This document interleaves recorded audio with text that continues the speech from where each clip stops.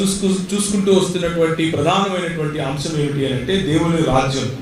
దేవుని రాజ్య నిర్మాణం కోసమే మనం సంఘంగా లేకపోతే సంఘ నాయకులు కష్టపడేదైనా, సంఘ నాయకులు నిర్మించేదైనా, మనందరం కలిసి కట్టేదైనా సరే దేవుని రాజ్యము అన్న విషయాన్ని మనం చూస్తున్నాం.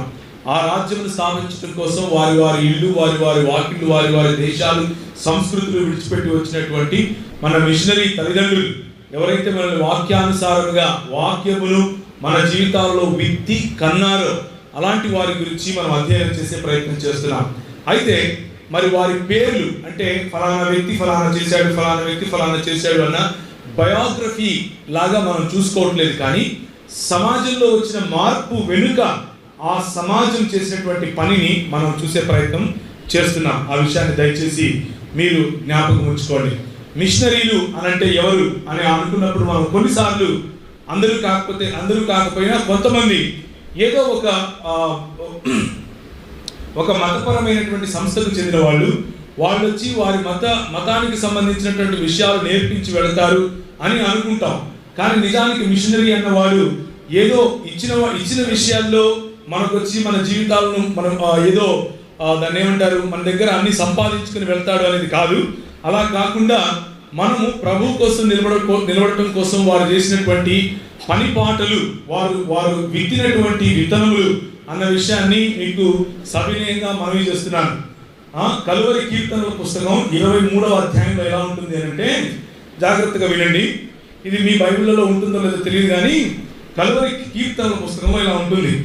డాష్ నా కాపరి, నాకు ఏమీ తెలియదు, పచ్చనొట్ల కోసం ఆయన నన్ను పీడిస్తుంటాడు, శాంతికరమైన శాపములతో నన్ను హింసిస్తూ ఉంటాడు, నా ధనమునకు ఆయన కనిపెట్టుకోనుంటాడు, నా దశమ భాగమును బట్టి నూనె బాటిళ్లతో నన్ను వంచుతూ ఉంటాడు, కాజేసిన భూముల్లో ఆయన నివసించును కనుక ఏ అపాయానికి భయపడు, బౌన్సర్లు ఆయనకు తోడైంది, నీ క్రెడిట్ కార్డులు పేటిఎం ఆయన ఆదరించు, స్మార్ట్ ఫోన్లో సెల్ఫీల ఎదుట ఆయన నాకు భోజనము సిద్ధపరచు, ఎపిసోడ్ స్పాన్సర్షిప్తో నా తల ముంచి ఉన్నావు, నా జేబు ఖాళీ అయి ఉన్నది.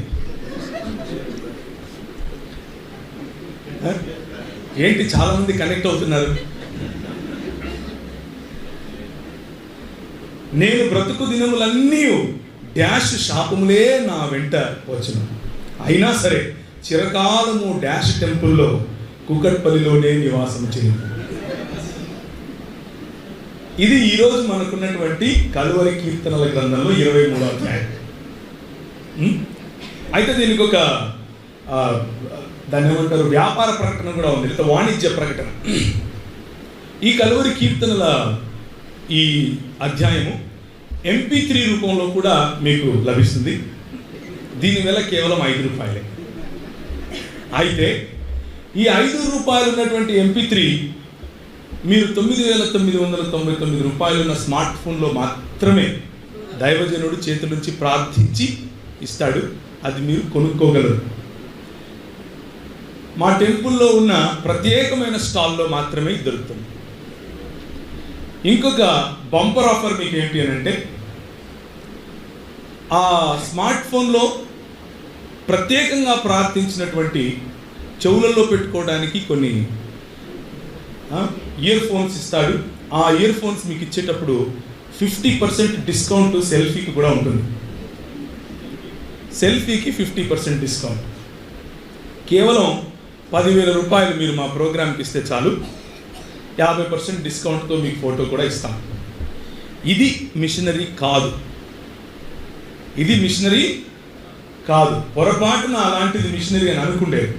మిషనరీ అంటే దేవుని రాజ్యమును స్థాపించడానికి, దేవుని యొక్క చిత్తమును తెలుసుకొని పనిచేయటానికి వచ్చినటువంటి వ్యక్తి, తన జీవితాన్ని పానార్పణముగా పోసే వ్యక్తి, అవతలి వారి జీవితాలను పిండుకొని తీసే వ్యక్తి కాదు. దేవుని ప్రజలను నిర్మించటానికి వచ్చినటువంటి వ్యక్తి, దేవుని యొక్క ప్రజల స్థితిగతులలో పాలిభాగస్తుడై ఉండి వారి జీవితాలలో పెట్టుబడి పెట్టేటటువంటి వ్యక్తి. ఆ పెట్టుబడి వాక్య రూపంలోను, సమయ రూపంలోను, కౌన్సిలింగ్ రూపంలోను, వారితో కలిసి జీవించే విధానంలోనూ కనిపిస్తుంది.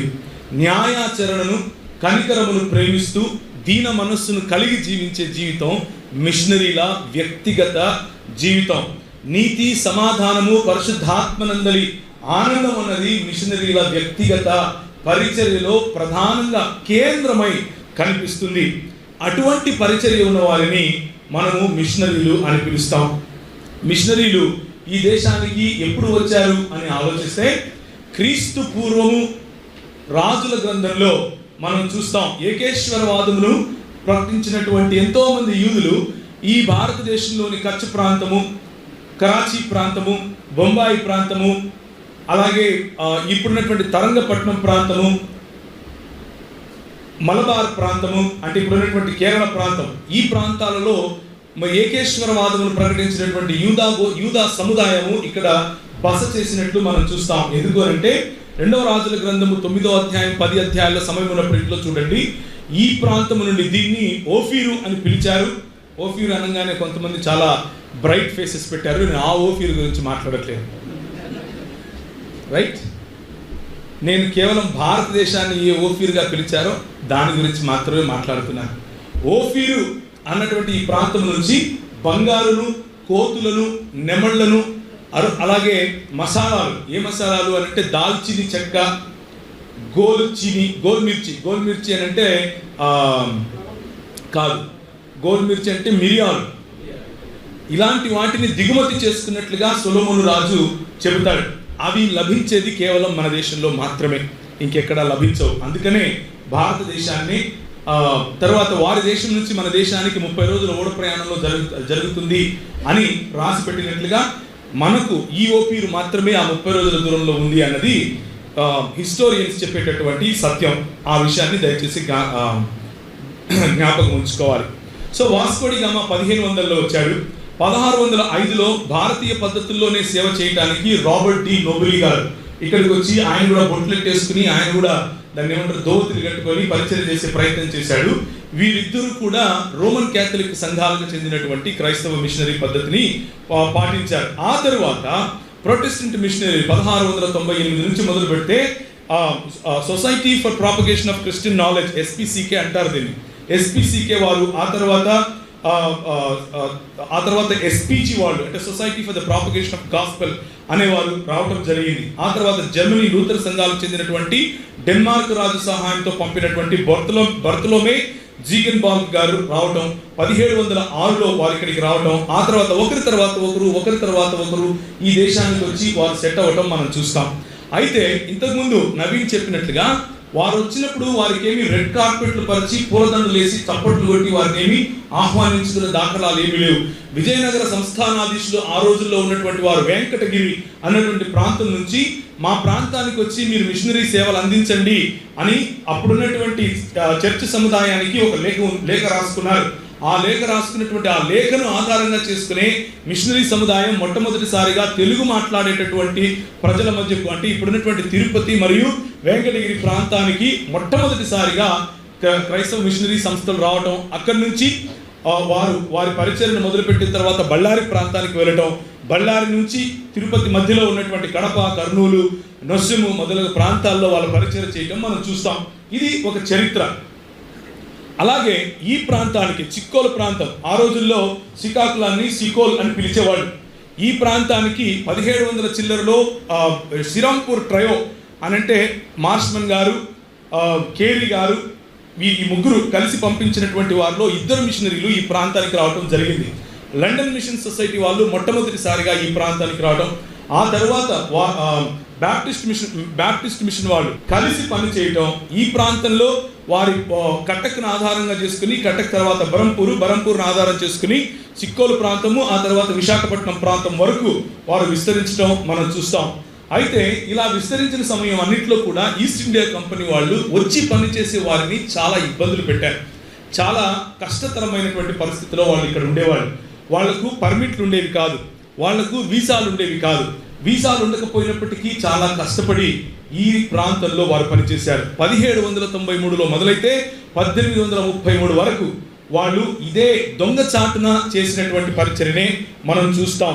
ఆ రోజుల్లో ఏలినటువంటి ప్రభుత్వాలుగా ఉన్నటువంటి వాళ్ళు సర్ జాన్ షోర్ గారు, మార్కస్ వెలెస్లీ గారు, ఆల్కాన్ వాలిస్ గారు, సర్ జాన్ బార్లో గారు, లార్డ్ మింటో, లార్డ్ మొయిరా, తర్వాత John Adam, Lord Amherst, Lord William Bentinck.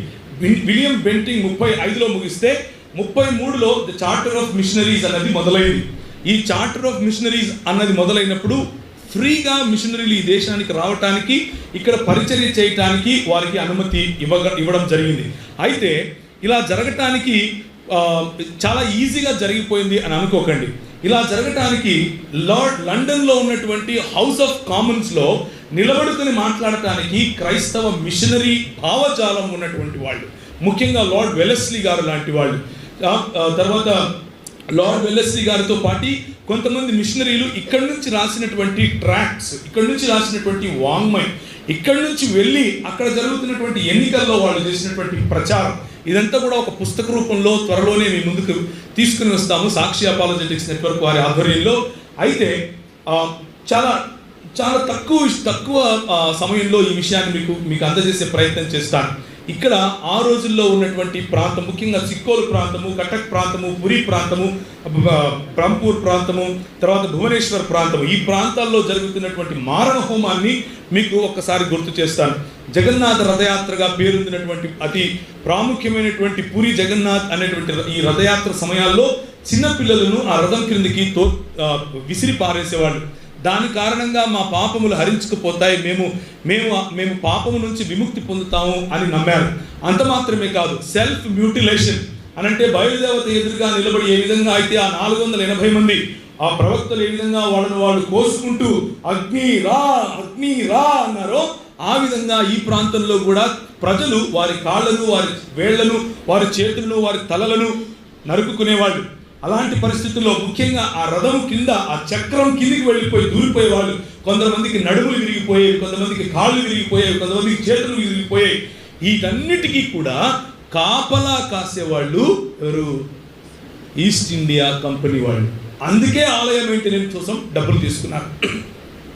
అలా కాపలా కాసుకుంటూ ఒకవైపు వారి ఆచార సంప్రదాయాల్లో, వారి ఆలయాలకు సంబంధించినటువంటి విషయాల్లో మాకు ఏమాత్రం జోక్యం లేదు అని చెబుతూ, ఇంకొక వైపు బ్రాహ్మణ ఆధిపత్యానికి, బ్రాహ్మణులు చేసేటటువంటి ఈ మత ఛాందసవాదానికి, మతం పేరిట జరుగుతున్నటువంటి మారణ హోమానికి వీళ్ళు దాన్ని ఏమంటారు, లా అండ్ ఆర్డర్ మెయింటైన్ చేస్తాము అన్నటువంటి ఒక నెపంలో డబ్బులు దండుకోవటానికి చేస్తున్నటువంటి పనిని మన క్రైస్తవ మిషనరీ సంఘాలు ఇక్కడ నుంచి నిలబడి పోరాడాయి.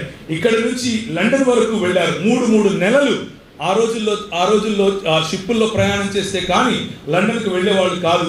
అలాంటి పరిస్థితుల్లో కూడా కష్టపడి 3 నెలలైనా సరే ఒకరి తర్వాత ఒకరు ఆ రోజుల్లో కేరీ గారు వెళ్ళారు, ఆ రోజుల్లో మార్ష్మన్ గారు వెళ్ళారు, ఆ రోజుల్లో వెస్లీ గారు వెళ్ళారు, లార్డ్ వెలెస్లీ గారు నిలబడి ఆ రోజుల్లో లండన్ హౌస్ ఆఫ్ కామన్స్లో నిలబడి మాట్లాడుతూ ఉంటే అవతలి వారు ముక్కు మీద వేలేసుకుని చూశారు. ఆ తరువాత 1833లో మనకు మిషనరీస్ చార్టర్ ఓపెన్ అయింది. ఆ మిషనరీస్ చార్టర్ ఓపెన్ కావటానికి వెనుక జరిగినటువంటి భయంకరమైనటువంటి కొన్ని ఆర్గ్యుమెంట్స్ నేను మీకు చెప్తాను.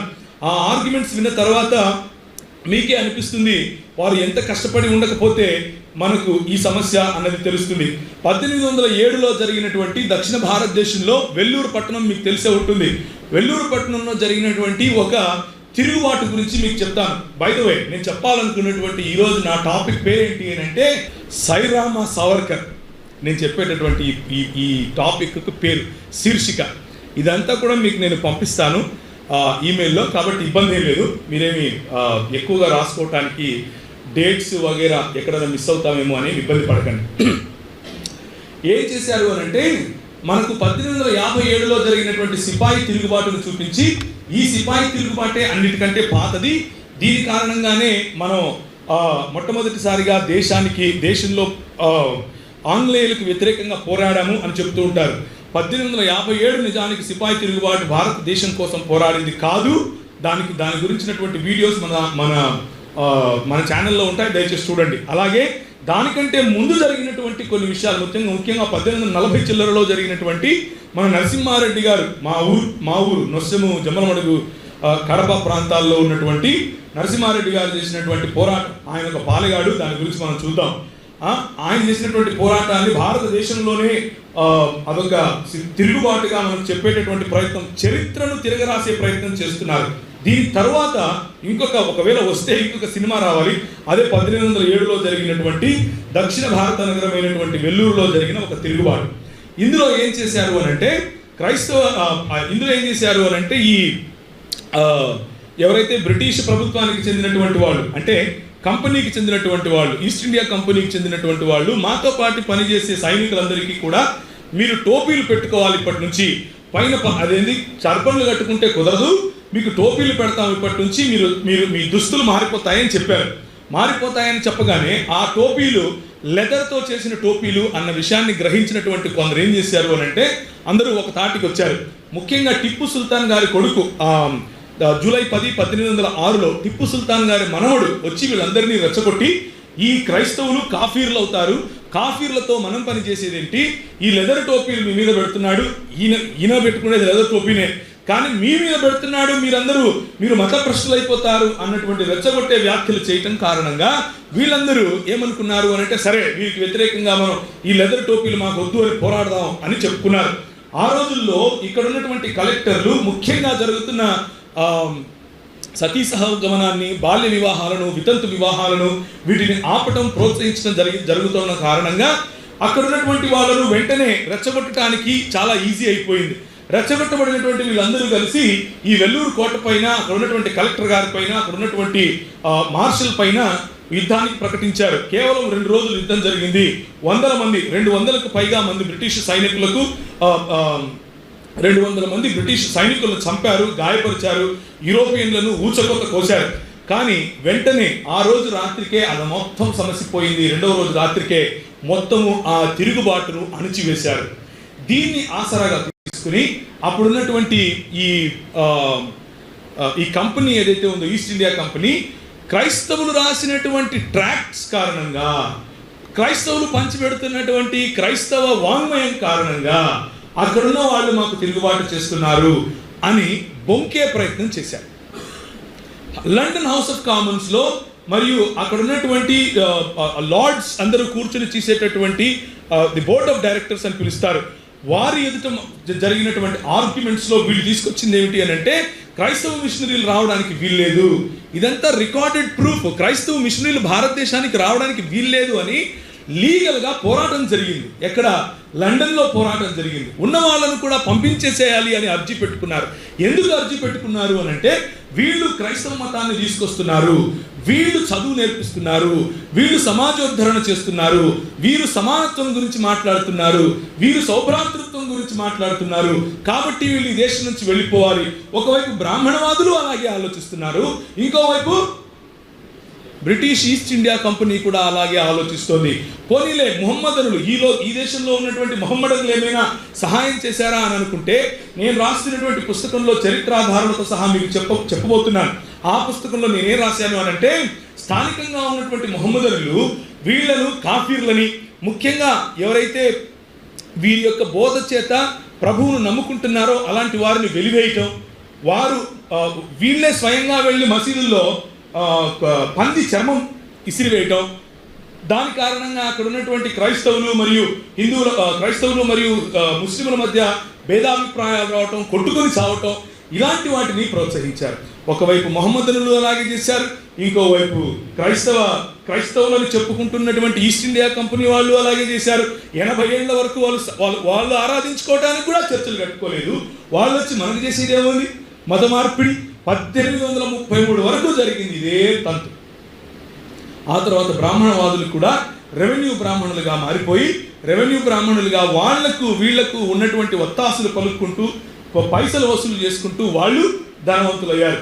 మనల్ని చూసింది అట్టడుగు వర్గాలను, బడుగు బలహీన వర్గాలను, చదువు లేని వర్గాలను, గౌరవం లేని వర్గాలను, కనీసము మనిషిరా వీడు అని కూడా గుర్తింపు లేని వర్గాలను వారిని చూసింది, వారిని ప్రేమించింది, వారిని హక్కులకు చేర్చుకుంది, వారితో కూర్చుని, వారితో బ్రతికి, వారి చదువులు చెప్పి వారిని పై స్థానానికి తీసుకుని రావాలి అని ఆలోచించింది కేవలము క్రైస్తవ మిషనరీ సంఘం. ఇంతకు మించి ఇంకొకరు లేరు ఈ దేశంలో. అంతకు ముందు ఎప్పుడూ లేరు, వారు వచ్చిన తర్వాత వారు మాత్రమే ఉన్నారు. వారు వెళ్ళిపోయిన తర్వాత మనము లేమేమో అని మనం ఈరోజు ఆలోచించుకోవాలి. ఎందుకు అనంటే, మన బంధువు అయినా సరే వాడు అన్యుడురా అని చెప్పి వెళ్ళిపోతున్నామేమో.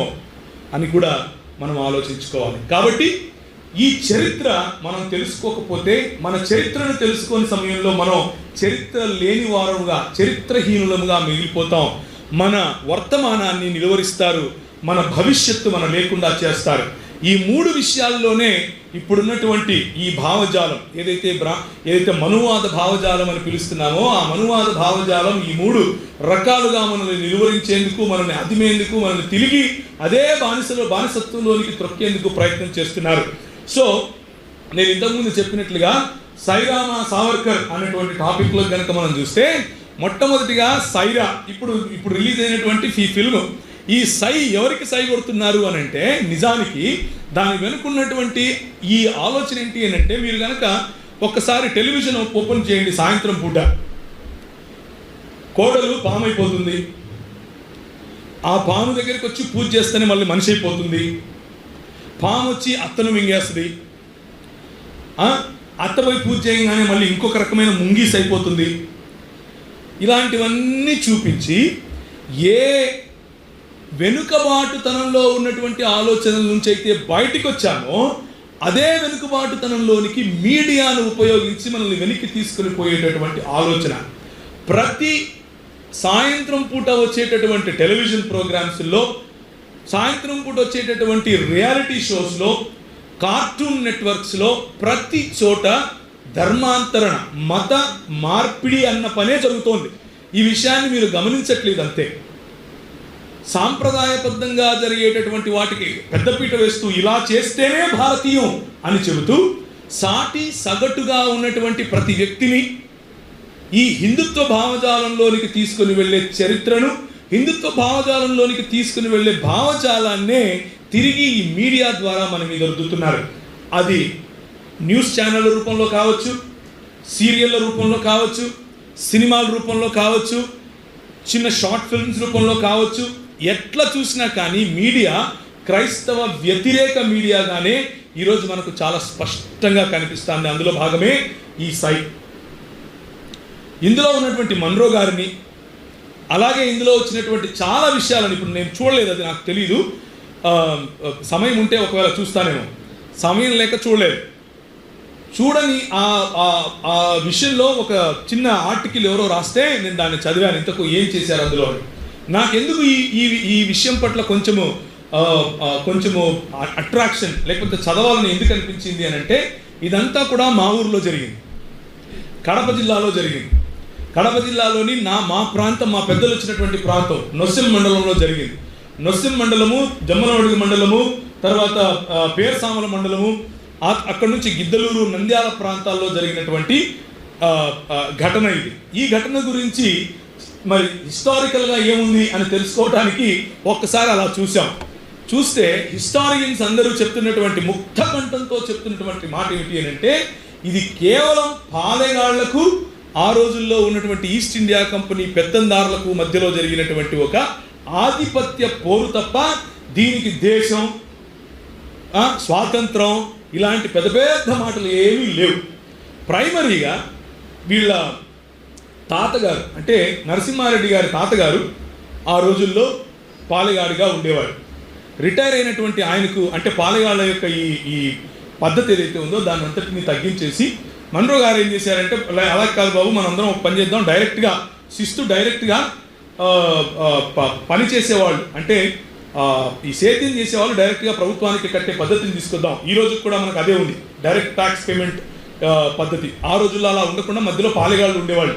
ఈ పాలెగాళ్ళ పని ఏంటి అని అంటే, చుట్టుపక్కల ఉన్నటువంటి ప్రాంతాల నుంచి ఏ ఇబ్బందులు రాకుండా కావులు చూడటం, కాపు కాయటం. వీళ్ళు చేయాల్సినటువంటి ఈ పని వీళ్ళు ఏం చేశారు అని అంటే, శిస్తులు వసూలు చేసి కోటలు కట్టుకోవటం మొదలుపెట్టారు. కోటలు కట్టుకొని ఒకరిపైన ఇంకొకరికి ఆధిపత్యం చూపించే ప్రయత్నం చేశారు.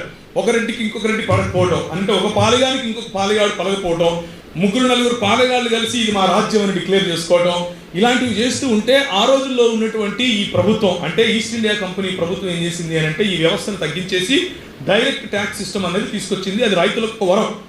కానీ ఆ రైతులకు వరంగా ఉన్నటువంటి దీన్ని ఈయన వీళ్ళందరూ ఎదిరించే సమయంలో వీరికి మేము పెన్షన్లు ఇస్తాము అని చెప్పారు. పెన్షన్లు ఇస్తాము అని చెప్తే ఒకానొక సమయంలో పెన్షన్ తీసుకోవటం కోసం అని చెప్పి ఈయన నరసింహారెడ్డి గారు తన అసిస్టెంట్ని ఇచ్చి పంపిస్తాడు. అసిస్టెంట్ని ఇచ్చి పంపిస్తే నంద్యాలలో ఉన్నటువంటి ఈ తహసీల్దార్ ఏం చేస్తాడు అని అంటే, నీకేంద్రా నేను ఇచ్చేది వాణ్ణి రమ్మను పో అంటాడు. సో అహం దెబ్బతినింది. అది వాణ్ణి రమ్మను పో అని చెప్పేది కూడా భారతీయుడే, ఇండియన్. అరే నువ్వు నన్ను ఇలా అంటావా అని చెప్పి ఆయనకు ఈయనకు మధ్య జరిగినటువంటి గొడవ ఇంతై పెద్ద అవుతుంది. ఆ పెద్దగా అయిన సమయంలో ఈస్ట్ ఇండియా కంపెనీలో ఉన్నటువంటి పోలీసు వాళ్ళు ఆయన పైన చర్య తీసుకుంటారు. చర్య తీసుకున్న సమయంలో ఈయన కలెక్టర్ ఆఫీస్ను ముట్టడి చేసి కలెక్టర్ ఆఫీస్లో ఉన్నటువంటి ఈ మందుగుండు సామాగ్రి వగేరా అన్నింటినీ తీసుకుని అక్కడ నుంచి వెళ్ళిపోతాడు. వెళ్ళిపోయి అక్కడ ఉన్నటువంటి ఎర్రమల నల్లమర అడవుల్లో, అంటే గిద్దలూరు ప్రాంతం నుంచి లెఫ్ట్కు రైట్కు ఉన్నటువంటి అడవుల్లో తిరిగి కొన్ని రోజులు ఉన్న తర్వాత అప్పుడు ఒక ఎన్కౌంటర్ జరుగుతుంది. ఎవరితో? ఈస్ట్ ఇండియా కంపెనీ పోలీసులకు మరియు ఈ నరసింహారెడ్డి గారి అనుచరులకు. జరిగిన తర్వాత ఆయన పట్టుకుంటారు, చాలామందిని అక్కడే చంపేస్తారు. పట్టుకున్నటువంటి వ్యక్తిని తీసుకొస్తారు. ఆ పట్టుకోవడానికి ముందు తన కుటుంబాన్ని కూడా నిర్బంధించి ఒక రూమ్లో పెడతారు. వాళ్ళకు పెన్షన్లు ఇస్తారు, వాళ్ళని చక్కగా చూసుకుంటారు. కానీ ఈయన క్షమాపణ చెప్పుకుని ఈయన లొంగిపోకుండా ఈయన చేసినటువంటి ప్రభుత్వ వ్యతిరేక విధానాల కోసం ఆయనకు అందరి ముందు ఆయన పీక తెగ్గోసి ఆయన తలకాయని కోట మీద పెడతారు. అందరూ చూసేటట్లుగా కనీసం కొన్ని రోజులు అది అలాగే ఉండి ఎండిపోతుంది. ఇది స్టోరీ.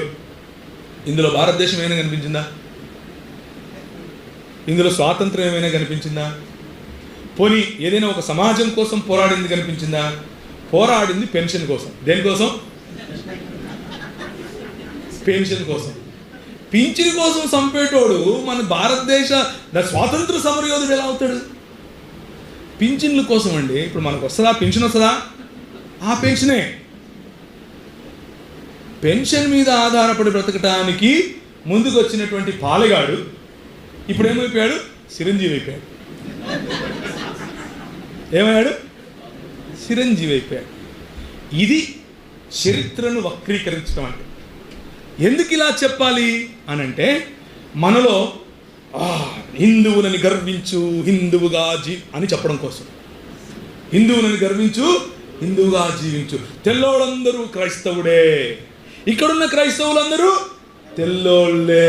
చూసారా? దాని వెనక ఉన్నటువంటి భావజాలం ఇది.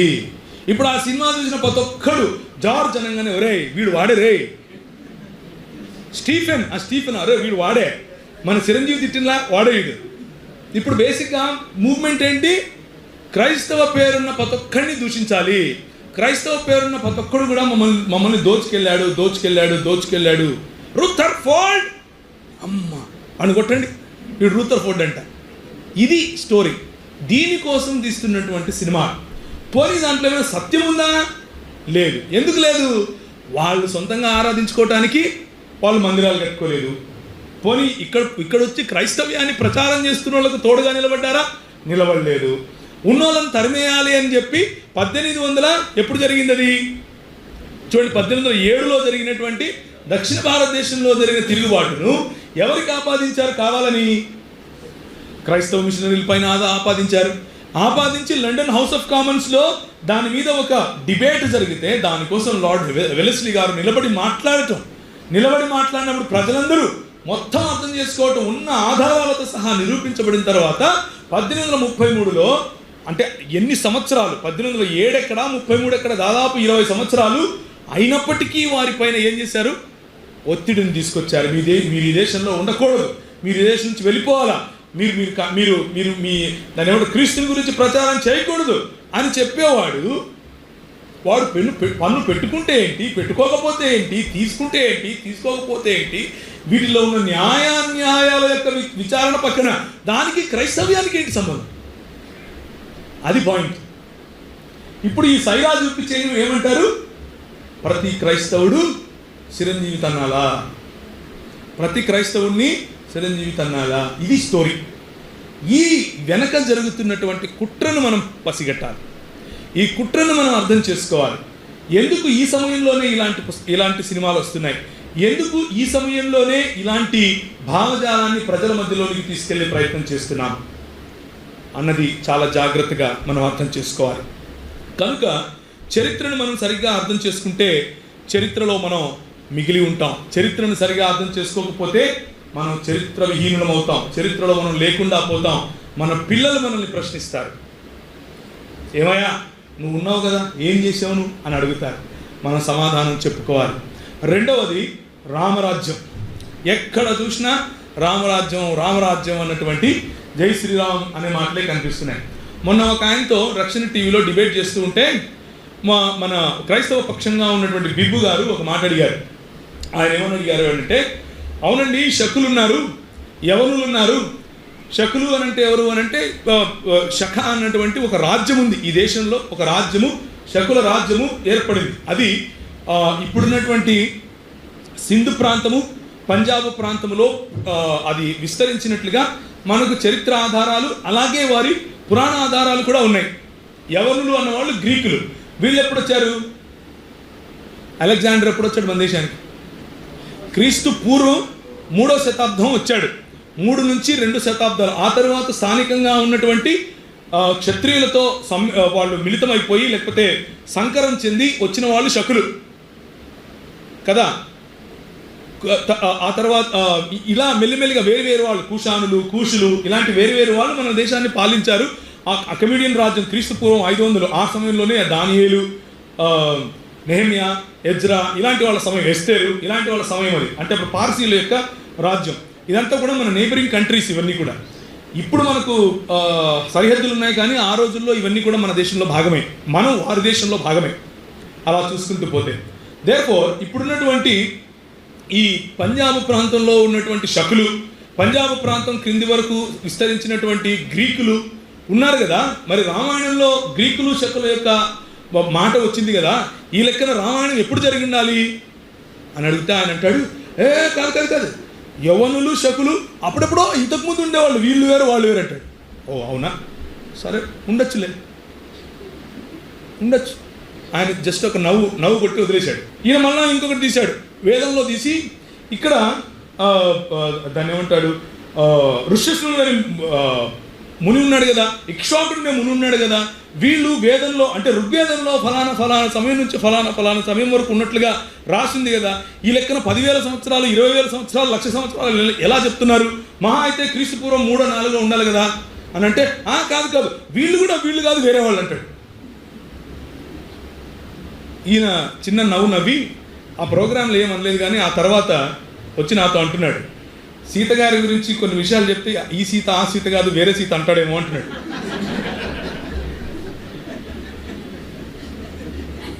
సీత గారి గురించి ఏమని అంటే ఈ సీత వేరు ఆ సీత వేరు అంటాడేమో అన్నట్లుంది. అలాగే ఇప్పుడు మనం రామరాజ్యం గురించి చెప్పేటటువంటి విషయాలు విన్న తర్వాత ఆ రాముడు ఈ రాముడు వేరంటారు. ఆ విషయాన్ని చూద్దాం. విదితశాస్తు భద్రం తేయో అయం రణపరిశ్రమః సుతీర్లహ సహృదాం వీర్యాన్ని త్వరర్థం మయా కృతః రక్షతాతు మయా వృత్తమపవాదం చ సర్వతః ప్రఖ్యాతస్యాత్మవంశస్య జ్ఞం చ పరిమార్జత. దీనికి అర్థం ఏంటి అని అంటే, ఏ యుద్ధ పరిశ్రమలో అయితే నేను స్నేహితులను పరాక్రముల చేత దాటగలిగానో అట్టి యుద్ధ పరిశ్రమ నేను నీకోసం చేయలేదు సీతతో అంటున్నాడు రాముడు గారు.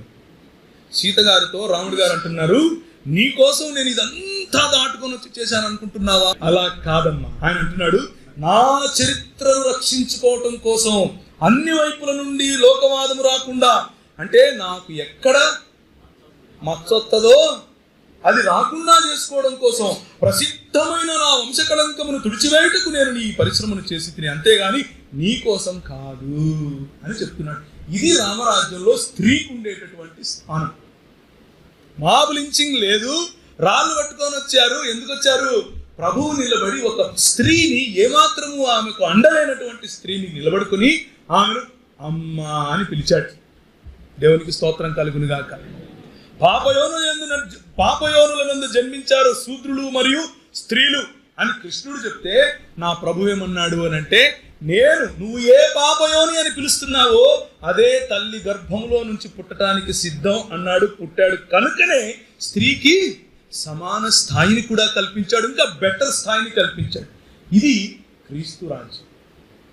తేడా కనిపించట్లేదా? సో యుద్ధం చేసిన తర్వాత ఏమని చెప్తున్నాడు? ఆమె దుఃఖంలో ఉంది, భర్తను కలుసుకున్నాడు అన్నటువంటి ఆనందంలో ఉంది. ఈయన ఏమంటున్నారు? ఇది నేను సొంతంగా చెప్పింది కాదు, యాజ్ ఇట్ ఈస్గా పుల్లల రామచంద్రుడు గారి యొక్క వాల్మీకి రామాయణంలో నుంచి కాపీ పేస్ట్ చేశాను ఇక్కడ. నేను అందుకని మళ్ళీ ఒకవేళ తప్పుగా ఉంటుందేమో శ్లోకం కూడా చదివి మరి చెప్తున్నాను. రైట్? సత్కులమునందు పుట్టిన తేజశాలి అయిన ఏ పురుషుడైనా సరే వేరే పురుషుని దగ్గర వేరే పురుషుని దగ్గర ఉన్న నీలాంటి దాన్ని చేర్చుకుంటాడా అని అడుగుతున్నాడు. ఇది చెప్పండి. రావణాచ్య పరిక్లిష్టాం దుష్టాం దుష్టేన చక్షుషా కథం త్వాం పునరాదధ్యాం కులం వ్యపతసిన్ మహత్. ఒక నిమిషం. రావణుని ఒడిలో నలిగిన దానివి, దుష్టుడైన చూపులతో చూడబడిన దానివి ఆయన నిన్ను గొప్ప కులములో పుట్టిన నేను ఎట్లా మరలా గ్రహించగలను? సమస్య అంతా ఏంటి? నా కులం గొప్పది, నేను నిన్నెట్లా నీకు తీసుకోవాలి? నా కులం గొప్పది, నేను నీ కోసం కాదు పోరాడింది, నా కులం కోసం పోరాడాను. ఇదే రామరాజ్యం. నువ్వు ఏ రామరాజ్యం కోసం అయితే పోరాడుతున్నావో అది వచ్చిన తర్వాత ఇదే జరుగుతుంది. మరి తెలియక రామదండు, రామసేన, దళిత సేన, ఈ సేనలన్నీ వేసుకుని మాకు రామరాజ్యం కావాలి అని అంటున్నారు. ఆ తర్వాత ఏమైతే వచ్చిన తర్వాత ఇదిగో ఇదే అతను నీ కోసం కాదురా బాబు మేము చేసింది, మా కులం కోసం అని చెప్పి వాళ్ళే అంటారు ఫస్ట్. ఇదే సత్యం. మీరు కావాలంటే రాసుకునే డేట్ వేసుకొని, నేను నా కులము గౌరవము కాపాడుకున్నట్టుకే నిన్ను జయించి తిని కీర్తిని మళ్ళా సంపాదించి తిని నీ యందు నాకు ఆసక్తి లేదు, అందుచేత ఇక్కడ నుండి నీకు ఇష్టం వచ్చిన చోటికి వెళ్ళవచ్చు ఓ మంగళప్రదులారా, అందుచేత నేను నిర్ణయించుకుని ఈ మాటలు చెప్తున్నాను. నీ ఇష్టం ప్రకారం లక్ష్మణుని సంరక్షణలోనికి వెళ్ళిపో, భరతుని సంరక్షణలోకి వెళ్ళిపో, సీత శత్రుఘ్నుని సంరక్షణలోకి వెళ్ళిపో, సుగ్రీవుని సంరక్షణలోకి వెళ్తాడు. సొంత భార్యను భర్త బ్రతుకుండగా వేరే వాళ్ళ సంరక్షణలో పెట్టేవాళ్ళు మనకు రాజ్యం కడతారా? మన ప్రభు ఏం చేశాడు? ఆయన శిలువ మీద వేలాడి ప్రజలందరి కోసం తన ప్రాణం పెడుతున్నాడు. వాళ్ళ అమ్మ కనిపిస్తే, అమ్మా ఇదిగో నీ కుమారుడు, ఏమయ్యా ఇదిగో నీ తల్లి. రెస్పాన్సిబిలిటీ, బాధ్యతను నిర్వర్తించేది క్రీస్తు రాజ్యం. ఉన్న బాధ్యతలను కులం కోసం విడగొట్టుకునేది రామరాజ్యం. ఏ రాజ్యం కావాలి? తెలియక వీళ్ళు సీమల దండు, రామదండు, ఆ దండు, దళిత సేన అని పోరాడుతున్నారు. అది వారికి తెలియనటువంటి పరిస్థితి. సాంప్రదాయ ముసుగులో మాతృమూర్తికి జరిగినటువంటి మరణ వేదన ఈ రామరాజ్యంలో కొత్తగా తెలిసిందేం కాదు. సతీ సహగమనం రామాయణం నుంచి మాట తీసుకోవచ్చు. ఎందుకు? స్వయంగా సీతనే కేరళలో పైవస్త్రం గురించి జార్జ్ మాట్లాడాడు, ఆడవాళ్ళ చదువు గురించి జార్జ్ మాట్లాడాడు, దేవదాసి వ్యవస్థ గురించి మీరు వినే ఉంటారు. దేవదాసి వ్యవస్థ గురించి యామి కార్మికాయల్ గారు చేసినటువంటి ఉద్యమం. దేవదాసి వ్యవస్థగా ఉన్నటువంటి ఈ వ్యవస్థలో ఒక స్త్రీని తీసుకొని వచ్చి ఒక ఊళ్ళో ఉన్నటువంటి పెద్దల సమక్షంలో దేవతకు కట్టబెట్టి నువ్వు వేరే వాడిని పెళ్లి చేసుకోవడానికి వీల్లేదు, పిల్లలు మాత్రం కనాలి, దేవుడికి కంటాడా? కాదు, మార్గంధువు. ఇది సనాతన ధర్మం, రామరాజ్యం. ఈ రామరాజ్యంలో ఏం జరుగుతుంది అని అంటే, స్త్రీ అమ్మ, చెల్లి, అక్క అన్న తేడా లేకుండా ఫలానా జాతికి చెందిన దానివి కాబట్టి బట్టలు ఉడదీసి నా ముందు డ్యాన్స్ చేయాలి, అది నేను చూడాలి. ఎందుకది? దానికి వ్యతిరేకంగా పోరాడింది క్రైస్తవ మిషనరీ వ్యవస్థ. ఆ వ్యవస్థ ఒక స్త్రీగా ఉన్నటువంటి యామి కార్మికాయల్ గారు నిలబడి ఒక పబ్లిక్ ఇంట్రెస్ట్ లిటిగేషన్ బిల్లు వేశారు, న్యాయ పోరాటం చేశారు. ఎందుకు చేశారు? మీకా గ్రంథం 6వ అధ్యాయం 8వ వచనంలో మనం చదువుకున్నాం. న్యాయమును జరిగించుటయు, కనికరమును ప్రేమించుటయు, దేవుని ఎదుట దీన మనస్సు కలిగి జీవించుటయు. ఇదే కదా నేను కోరుకునేది. They understood the heart of our Lord. మన ప్రభు యొక్క హృదయాన్ని అర్థం చేసుకున్నారు. కాబట్టే నా తోటి స్త్రీ ఏ విధంగా అర్ధనగ్నంగా అయినా సరే, పూర్తి నగ్నంగా అయినా సరే రికార్డు డాన్స్ ఎలా చేస్తుంది, ఇది చట్టరీత్యా నేరం, ఇలాంటి వారిని మనం రక్షించాలి అని ఆలోచించారు. అందుకనే ఆమెను కొట్టారు, భయంకరంగా కొడితే మంచం మీద పడింది. ఆమె చచ్చిపోయే స్థితిలో కూడా 30 పుస్తకాలకు పైగా రాసింది. అన్ని స్త్రీల కోసమే. జనానా మిషన్ అని ఆ రోజుల్లో ఒక మిషన్ ఉండేది, కేవలం స్త్రీలకు చదువు చెప్పడం కోసం. కష్టపడి జనానా మిషన్లో పనిచేసింది. ఇప్పుడున్నటువంటి బీదర్ ప్రాంతం, మహబూబ్ నగర్ ప్రాంతం, జోగులాంబ, మా ముఖ్యమంత్రి జోగులాంబ అని పేరు కూడా పెట్టాడు. జోగిని అంటే ఏంటి అర్థం? దేవదాసి, టెంపుల్ ప్రాస్టిట్యూట్. కర్నూలు, కర్ణాటక ప్రాంతంలో ఉన్నటువంటి రాయచూరు ప్రాంతం, దేవసాగర్ ప్రాంతం, ఈ ప్రాంతాలన్నిటిలో మన పూర్వీకులు ఇలాంటి బ్రతికారు. సో అలాంటి వ్యవస్థకు వ్యతిరేకంగా నిలబడి పోరాడింది క్రైస్తవ మిషనరీ వ్యవస్థ. ఆ రోజుల్లో నాచ్ కమ్యూనిటీగా పిలిచేవాళ్ళు. నాచ్ కమ్యూనిటీగా పిలిచే వాళ్ళను ఆ పని నుంచి విముక్తి పరచాలి అని పబ్లిక్ ఇంట్రెస్ట్ లిటిగేషన్ వేస్తే వాళ్ళు అన్నారు, they are destroying our culture. ఎవరు? ఈ మనువాదులకు తొత్తులుగా ఉన్న వాళ్ళు తిరిగి కౌంటర్ వేశారు. కౌంటర్ వేసి ఈ కోర్టులో జరుగుతుంది వాదన. కోర్టులో వాదన జరుగుతుంటే వాళ్ళు అంటారు, వీళ్ళు మా సంస్కృతిని నాశనం చేయడానికే వచ్చారు. ఏంటి మీ సంస్కృతి? మా ఆడవాళ్ళను నగ్నంగా నిలబెట్టి డ్యాన్సులు వేస్తే తప్ప? రామరాజ్యం ఎందుకు తప్పవుతుంది? తప్పు కాదు. రామరాజ్యం నాయనా, అది ఉండాలి. మొన్న ఒక ఆయన టెలివిజన్లో అంటున్నాడు, ఆ సంస్కృతిని మీరందరూ భ్రష్టు పట్టించారు కాబట్టి రేపులు జరుగుతున్నాయి. అవునా? అంటే నువ్వు రేపులు చేయకుండా ఉండాలంటే మా ఇంట్లో ఉండే ఆడవాళ్ళు బట్టలు ఇప్పుకొని డ్యాన్స్లు వేయాలా? ఇది రామరాజ్యం. హర్యానాలో ఉన్నటువంటి ఒక బాధ్యత కలిగినటువంటి ఎమ్మెల్యే ఇచ్చినటువంటి స్టేట్మెంట్ ఇది. రామరాజ్యం జాగ్రత్త పడండి, వస్తుందంట. తనను నమ్మిన సొంత తమ్ముని ఆత్మహత్య పాలు చేసినటువంటి పరిస్థితి. చిన్న కథ చెప్తాను. చోదితో రాజసింహేన మునిర్వాక్య భాషత్ర ద్వంద్వ హే తత్ ప్రపక్తవ్యం హితం వయ్యద్యపేక్షసి. దీనికి అర్థం ఏంటంటే, రాముని చేత ప్రేరేపించడం వలన ఇలా అన్నాడు, అయ్యా నీ హితో కోసం పలికే చెప్తున్నాను, నేను చెప్పే మాటలు కనుక వేరే వాళ్ళంటే తలవైపు చచ్చిపోతాడు, నువ్వే చంపాలి, కాబట్టి ఎవరిని మంచోడు పెట్టద్దు, అందరిని పంపించేసేయి అని అన్నాడు. అవునా, అందరిని పంపించేసేయాలా? అందరిని పంపించేసే అంటే అర్థం ఏంటి? అందరినీ పంపించేసే అని, తమ్ముడిని పెట్టమని కాదు. ఈయన తమ్ముడిని పిలుచుకొచ్చాడు. తమ్ముడిని పిలుచుకొని వచ్చి, అయ్యా నువ్వు ఉండు అని చెప్పి తమ్ముడిని పెట్టాడు. ఈ విషయం కూడా అడిగారు మొన్న డిబేట్లో, టెలివిజన్లో డిబేట్ జరుగుతూ ఉంటే ఒక ఆయన అడిగాడు, ఏమయ్యా మరి ఇలా చేశాడు కదా అని. అంటే అంటాడు, అంటే లక్ష్మణుడు చాలా సమర్థవంతుడు కాబట్టి పెట్టాడు. ఇప్పుడు మీరే ఆలోచించండి, రోజు ద్వారపాలకుడు ఒకడు ఉంటాడు, ప్రతిరోజు అదే పని చేస్తాడు. వాడు సమర్థవంతుడా? ఎప్పుడో ఒకడు వచ్చి చేసేవాడు సమర్థవంతుడు అవుతాడా? రామరాజ్యంలో అలా ఉండదు. ఎప్పుడో ఒకడు వచ్చి చేస్తేనే సమర్థవంతంగా ఉంటుంది. అర్థమవుతుందా? ఇప్పుడు ఈయన ఉన్నాడు, రోజు ప్రతి ఆదివారం ప్రతిరోజు ఈ మైక్ సిస్టమ్ ఆయనే చూస్తాడు, ఎవరు చూడరు. నేనేం చేస్తాను, చాలా ఇంపార్టెంట్ మీటింగ్ రా ఈరోజు, జాగ్రత్తగా చూడాలంటే ఆయన తీసేసి పాస్టర్ గారిని కూర్చోబెడతాను. చూస్తారా? రామరాజ్యంలో అలాగే జరుగుతుంది. మరి ఎందుకు అలా జరుగుతుందంటే, అలా చేస్తే తమ్ముడు వెళ్ళి చావాలి. సొంతంగా ఎంట పెట్టుకుని తిరిగినటువంటి తమ్మునికే దిక్కు లేదు రామరాజ్యంలో, నీకు నాకేముంటుంది? ప్రభు రాజ్యం అలాంటిది కాదు. చంపుతున్నారా అంటే వీరు ఏమి చేస్తున్నారో వీరు తెలియదు, వీరు క్షమించు ప్రభు అని అంటాడు కదా. కత్తి పట్టుకున్న కొడుకు చెవి కొడితే అంటాడు, ఏమైనా కత్తి పట్టుకుంటే కత్తితోనే చస్తావు పేతురు, అది కాదు నీ పని. నా అనుకున్న వాళ్ళను, పర అనుకున్న వాళ్ళను కూడా సమానంగా చూడగలిగినటువంటి దేవుని రాజ్యం ఎక్కడ? సొంత తమ్మునికి భద్రత లేనటువంటి రామరాజ్యం ఎక్కడ? రామాను నా కొడుకు హంతోడుకుడు అంటూ ఒక బ్రాహ్మణుడు వచ్చాడు తన కొడుకుని వేసుకొని. శంభుకుడు అనేవాడు నన్ను ఏమంటారు, నీ రాజ్యంలో ఎంత పాపాలు జరిగాయో ఏమో, ఏ కారణం లేకుండానే నా కొడుకు చచ్చిపోయాడు, నువ్వే చంపావు అని అంటే నారదుడు వస్తాడు. నారదుడు వచ్చి, రామా నీకు విషయం తెలుసా, నీ రాజ్యంలో ఎవరో శూద్రుడు దేవుని యొక్క అనుగ్రహం కోసం తపస్సు చేస్తున్నాడు.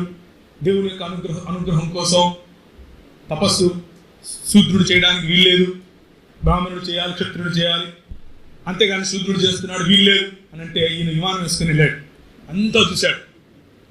అంటే ఆ రోజుల్లో విమానాలు ఉండేవంట, రామరాజ్యం కదా ఉంటాయి. ఈయన వెళ్ళి చూశాడు.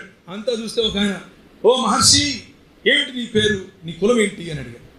అయ్యా, ఈయన సత్యం చెప్తున్నాడు, అయ్యా నా పేరు శంభూకుడండి, నేను శూద్ర కులానికి చెందినవాడిని. ఇంకా పూర్తిగా కనుకొచ్చేసాడు గొంతు. ఏమోపా ఈయన గొంతు పట్టి ఇలా దాన్ని ఏమంటారు, ఒక స్తంభానికి ఆనుకొని అంటున్నాడు, అయ్యో నువ్వు ఎంత తప్పు చేశావు, నువ్వు భయంకరమైన తప్పు చేశావు. శూద్రుడు అయ్యుండి తపస్సు చేస్తావా? శూద్రుడు అయ్యుండి ప్రార్థనలు చేస్తావా? శూద్రుడు అయ్యుండి దేవుని కోసం నువ్వు దేవుని కోరుకు. అచ్చా, రామరాజ్యంలో ఏం చేయకూడదు చూసారా? రామరాజ్యంలో దైవ ధ్యానం చేయకూడదు, రామరాజ్యంలో దేవుని యొక్క సన్నిధిని కోరుకోకూడదు. అర్థమవుతుందా?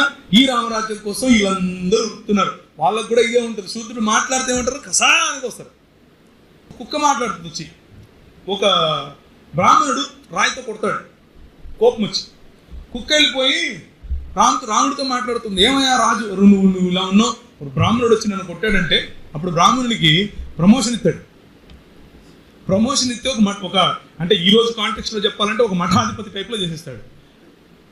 ఏమి, కుక్క మాట్లాడితే కూడా వినగలిగినటువంటి రాముడు, కుక్క కంప్లైంట్ చేస్తే కూడా వినగలిగినటువంటి రామరాజ్య ప్రభువులు శూద్రుడు కంప్లైంట్ చేయడం కాదు, ప్రార్థన చేసుకుంటే కూడా చంపుతారు. ఇది దాని వెనుకున్న నియమం. ఈ రామరాజ్యం కోసమే ఈరోజు జై శ్రీరాములు అవుతున్నాయి. ఈ రామరాజ్యం కోసమే ఈరోజు చంపడాలు జరుగుతున్నాయి. క్రీస్తు రాజ్యం చూడండి, గ్రీకు దేశస్థుడని యూదుడని తేడా లేదు, స్త్రీ అని పురుషుడని తేడా లేదు.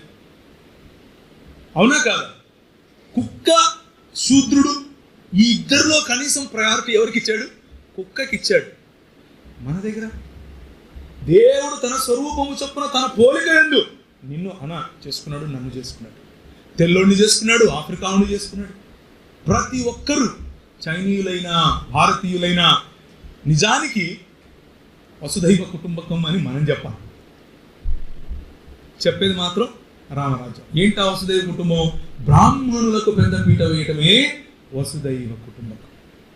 బ్రాహ్మణులను తిరిగి శిరస్సుగా చేయటమే రామరాజ్యం యొక్క అసలైన ఆలోచన. దాని వెనుక ఉన్నటువంటి చరిత్రను తిరగరాయడానికి గల కారణం ఇది. బ్రాహ్మణ పెత్తనం కోసం భయంకరంగా ఒక అడవిలోకి వెళ్ళి అక్కడ ఉన్నటువంటి అగస్త్యుని యొక్క శాపం కారణంగా వచ్చినటువంటి వారి బ్రాహ్మణుల ఆధిపత్యం కోసం చేస్తారు. ఇక వాలి మరణం చూద్దాం. బాలి అని రాశాను, బాలి అన్న వాలి అన్న ఒకటే. సో ఆయన ఇప్పుడు చదవలేండి.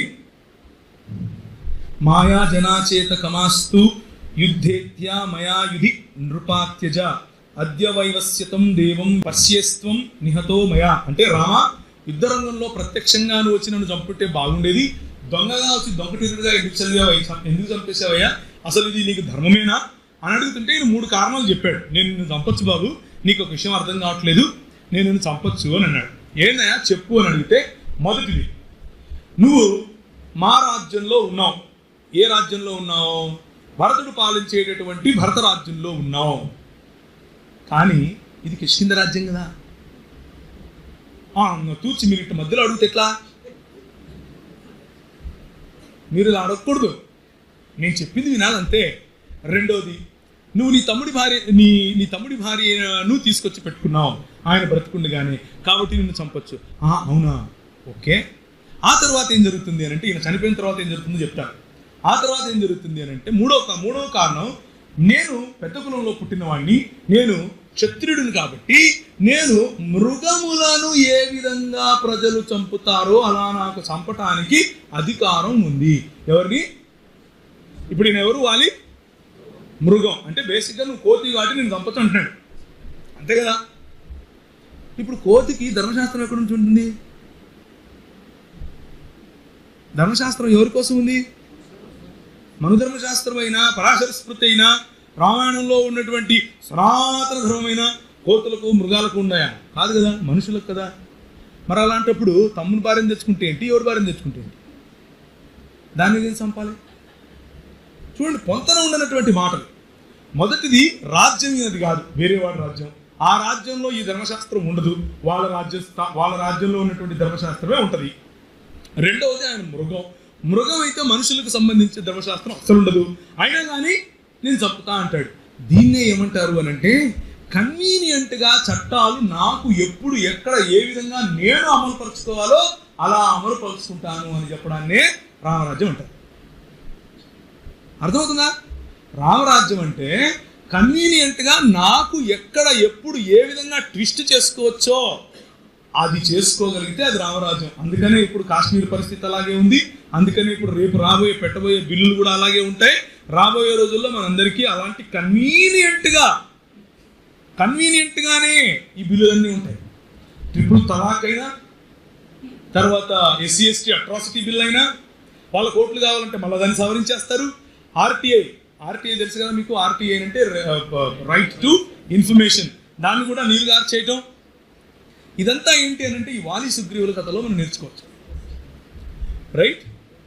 సో యుద్ధంలో అధర్మముగా చంపుట మాత్రము యుక్తము కాదు, కానీ నీవు నన్ను యుద్ధములో అధర్మముగా చంపావు. నువ్వు నన్ను చంపింది ఎట్లా? అధర్మమే అని వాలి చాలా స్పష్టంగా చెప్తున్నాడు. ఓ వానరా, అందువలన స్వేచ్ఛగా ప్రవర్తించుచు ధరను అతిక్రమించిన నీవు చేసిన ఈ సోదరి భార్యను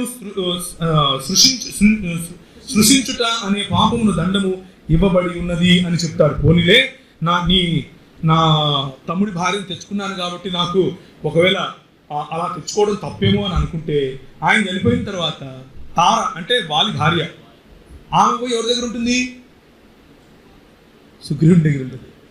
సుగ్రీవుని దగ్గర ఉన్నప్పుడు లక్ష్మణుడు వెళ్ళి మాట్లాడుతున్నాడు. హితమును కోరు ఓ తారా, నీ భర్త చచ్చిపోయాడు కదా, ఆయన భర్త. ఇంకెవరున్నారు? సుగ్రీవుడే ఉన్నాడు. మరి సుగ్రీవుడిని శిక్షించలేదే? అన్న భార్య వదిన కదా, తల్లి వంటిది కదా. ఓ కాదా?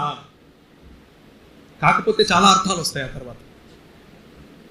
ఎక్కడెక్కడ ఎవరెవరి సంరక్షణలోనికి నువ్వు వెళ్ళును అని అన్నాడు, అక్కడ చాలా అర్థాలు వస్తాయి. అలా కాదు అని అంటే దీని అర్థం ఏంటో చెప్పాలి. నీ భర్త ధర్మార్థముల సంపాదనను ఆవృత్తతో మాత్రమే ఎందుకున్నాడు, నీవు ఈతని దోషమును గుర్తించుట అట్లన్నాడు. సో బేసిక్గా ఈ కన్వీనియంట్గా ఉండేటటువంటి ధర్మశాస్త్రాలు తయారు చేసుకోవటమే రామరాజ్యానికి ఉన్నటువంటి అసలైన ఆలోచన. పోనీ మనకున్నటువంటి మన ఎదురుగా ఉన్నటువంటి సవాళ్ళు ఏంటి అని అంటే, వాళ్ళు ఇవన్నీ చూపించడానికి ముందు మనతో అంటారు, మీరు ఈ దేశానికి సంబంధించిన వాళ్ళు కారు, మీరు ఇక్కడి నుంచి వెళ్ళిపోవాలి, మీరు ఈ దేశానికి ఏమీ చేయలేదు, మీరు ఈ దేశాన్ని నాశనం చేయడానికే వచ్చారు, కాబట్టి ఈ దేశ నిర్మాణంలో మీ పని ఏమీ లేదు అని చెప్తూ ఉన్నారు. కానీ మనం ఇంతవరకు చూసినటువంటి విషయాన్ని కనుక గమనిస్తే అందులో మనకి ఏం కనిపిస్తుంది అని అంటే, ఒకవైపు దేవుని రాజ్యం కనిపిస్తుంది, ఇంకొక వైపు రామరాజ్యం కనిపిస్తుంది. స్థానిక చరిత్రను క్రోడీకరించడం దేవుని రాజ్యం అయితే, చరిత్రను విచ్ఛిన్నం చేయటం రామరాజ్యానికి ఉన్నటువంటి లక్షణం. సామ్యవాదాన్ని, సమానత్వాన్ని అందజేయటం దేవుని రాజ్య లక్షణం అయితే, సామ్యవాదానికి సమాధి కట్టడం రామరాజ్య లక్షణం. దేశ నిర్మాణం చేయటం దేవుని రాజ్యం అయితే, దేశాన్ని చీల్చడం రామరాజ్యానికి ఉన్నటువంటి లక్షణం. ఎందుకు దేశాన్ని చీల్చడం అని అంటున్నాను అని అంటే, ఈ విషయాన్ని చూడండి. దేశ విభజనకు మొట్టమొదటిగా కారణం అయ్యిందే ఈ హిందుత్వవాదుల్లో ముఖ్యంగా సావర్కర్ గారు తీసుకొచ్చినటువంటి, అలాగే దీన్ దయాళ్ ఉపాధ్యాయ గారు, ఆ తర్వాత శ్యామప్రసాద్ ముఖర్జీ గారు, గురు గోల్వాల్కర్ గారు, గురు హేగ్డేవర్ గారు, ఇప్పుడున్నటువంటి సరసంచాలకుతో సహా ప్రతి ఒక్కరూ భారతదేశాన్ని విభజించి పాలించే తత్వంలోనే ఉన్నారు. వీరు పాటించే సూత్రాలు ఏమిటి అని అంటే, సామదాన భేద దండోపాయాలు. ఇవేవి కాకపోతే వాడు మావాడే అన్నారు. ఎలాగో చూడండి, అంబేద్కర్ గారు ఉన్నారా, ముందు ఆయన పైన సామదాన భేద దండోపాయాలు ఉపయోగించారు, ఆయన దేనికి పడలా. ఇప్పుడు అంబేద్కర్కు దండైందే బయటికే వెళ్ళరు, అబ్బా మావాడే అంటారు. బుద్ధుడు సామదాన భేద దండోపాయాలన్నీ ఉపయోగించి దేశం నుంచి ధర్మేశాడు, కానీ ఆయన లేదా పంజరగదు అని అంటే ఆయన కూడా దశావతారాల్లో ఒకటి అంటారు. రేపు క్రీస్తుని కూడా అంటారు, సామదాన భేద దండోపాయాలన్నీ ఉపయోగించిన తర్వాత దేనికి మీరు పడలేదనుకోండి, లాస్ట్ బిస్కెట్ ఏంటంటే అసలు యేసు ప్రభువు మావాడే. ఇలా అన్నారు ఆల్రెడీ. ఎవరన్నారు? సాయిబాబా కాదు, వివేకానందుడు అన్నాడు, ఓంకారమే క్రీస్తు. ఎందుకన్నాడు? అప్పట్లో ఉన్నటువంటి పవర్ను ఎదిరించేందుకు, అప్పట్లో ఉన్న ఆలోచనలను నిలబడేందుకు శక్తి లేక మావాడే అన్నారు. రేపు రాబోయేది కూడా ఇలాంటిదే. 1923లో ఎసెన్షియల్స్ ఆఫ్ హిందుత్వ అనే పుస్తకంలో వాళ్ళ ముస్లింల యొక్క హోలీ ల్యాండ్ ఏమో అరేబియా, క్రైస్తవుల హోలీ ల్యాండ్ ఏమో యెరూషలేము, మా హోలీ ల్యాండ్, మా పేటర్నల్ ల్యాండ్ అన్నీ ఇవే, కాబట్టి మేమే నిజమైనటువంటి దేశభక్తులము అని చెప్పుకుంటూ మెల్లిమెల్లిగా దేశంలో ఉన్నటువంటి వారిని విభజించే ప్రయత్నం చేశాడు. ఈయన చేసినటువంటి ఇలాంటి ప్రసంగాలకు బ్రిటిష్ ప్రభుత్వం ఏం చేసిందంటే తీసుకుపోయి జైల్లో వేసింది. జైల్లో వేస్తే అప్పటికే ఇండియన్ నేషనల్ కాంగ్రెస్గా పనిచేస్తున్నటువంటి వాళ్ళు చాలామంది వేల మంది యాక్చువల్గా అండమాన్ నికోబార్ జైళ్ళలో మగ్గుతున్నారు. కొన్ని సంవత్సరాలుగా 20 సంవత్సరాలు, 25 సంవత్సరాలు, 30 సంవత్సరాలు ఆర్సి మజుందార్ గారు రాసినటువంటి హిస్టరీ ప్రకారంగా 30 సంవత్సరాలు అలా మగ్గుతూ ఉన్న సమయంలో కూడా ఎప్పుడూ వాళ్ళు మమ్మల్ని వదలండి, మేము మీకు వ్యతిరేకంగా పోరాడము అని చెప్పలేదు. చెప్పకుండా అలా ఉన్న సమయంలో ఈయనని తీసుకెళ్ళి వేశారు. ఎవరిని? సావర్కర్ గారిని. మనం మూడో టాపిక్ వచ్చేసాం మేడం. సైరామా సావర్కర్ మన టాపిక్ పేరు. ఇప్పుడు సావర్కర్ దగ్గర ఉన్నాం. ఆయన మొట్టమొదటి ప్రాణభిక్ష అడిగాడు, అయ్యా నన్ను క్షమించండి, ఆగస్టు 30, 1911, 2 నెలలు కూడా కాల ఇంకా లోపలికి పోయి అప్పటికే ఈయనకు మొత్తం దేశభక్తి ఎగిరిపోయింది, రామరాజ్యం ఎగిరిపోయింది, అన్ని ఎగిరిపోయాయి. ఇప్పుడు ఏమంటున్నాడు, అయ్యా నన్ను క్షమించండి, నన్ను బయటికి తీసుకురండి, నేను మీకోసమే పనిచేస్తాను. మళ్ళీ రెండోసారి రాశాడు 1913 నవంబర్, రెండవ ప్రాణభిక్ష. దీంట్లో ఏమంటాడు అని అంటే, అయ్యా నేను మీ తప్పిపోయిన కుమారుణ్ణి, బైబిల్ భాష వచ్చేసింది అప్పుడే, ఐఎమ్ యువర్ ప్రాడిగల్ సన్, నేను మీకు తప్పిపోయిన కుమారుణ్ణి. చూసారు? ఇప్పుడు చెప్పండి, ఎవరు బ్రిటిష్ వాళ్ళకు తొత్తులు? సైరామా సావర్కరే తొత్తు. ఈయనకు భారతరత్న ఇవ్వడానికి ఇప్పుడు మహారాష్ట్రలో ఎలక్షన్ సమయంలో ముందుకు తీసుకొచ్చారు. ఎందుకు ఈయనకు కావాలి? ఎందుకంటే నన్ను చంపకండి అని అడుక్కున్నాడు కదా, ఎద్దు మరి ఇవ్వాలి కదా. 5 సార్లు అడిగాడు. చాలాసార్లు అడిగినట్లు ప్రజలు చెప్తారు, అంటే హిస్టోరియన్స్ చెప్తారు. 5 సార్లు అడిగినట్లు మన దగ్గర ఇప్పటికిప్పుడు రుజువులు ఉన్నాయి. ఈ 5 సార్లు అటల్ బిహారీ వాజ్పేయి గారు కూడా అడిగారు క్షమాపణ. ఈయన అడుక్కుని బయటకు వచ్చిన తర్వాత ఏం చేస్తాడు అంటే, ఒకవైపు సుభాష్ చంద్రబోస్ గారు ఈ దేశం కోసం ఇండియన్ నేషనల్ ఆర్మీ నిర్మిస్తూ ఉంటే ఈయన ఏం చేస్తాడు అని అంటే, బ్రిటిష్ వాళ్ళ పక్కన నిలబడుకొని నేను మీకోసం ఆర్మీని తయారు చేస్తాను అని చెప్పి ఈ ఆర్ఎస్ఎస్ ఈ చెడ్డీ బ్యాచ్ అందరినీ తీసుకొచ్చి ఎక్కడ తిరుగుతున్నాడు? చెడ్డీలు వేసుకున్నాడు. చెడ్డీ బ్యాచ్ అనకి ఏమంటారు? చెడ్డీ బ్యాచ్ అందరినీ తీసుకుని బ్రిటిష్ ఆర్మీలో చేరుస్తున్నాడు. రిక్రూట్మెంట్ క్యాంపులు పెట్టేవాడు. సతారా, పూనా, బాంబే, గోవా ఈ ప్రాంతాలన్నింటిలో కూడా రిక్రూట్మెంట్ క్యాంపులు పెట్టి ప్రజలను రిక్రూట్ చేస్తున్నాడు.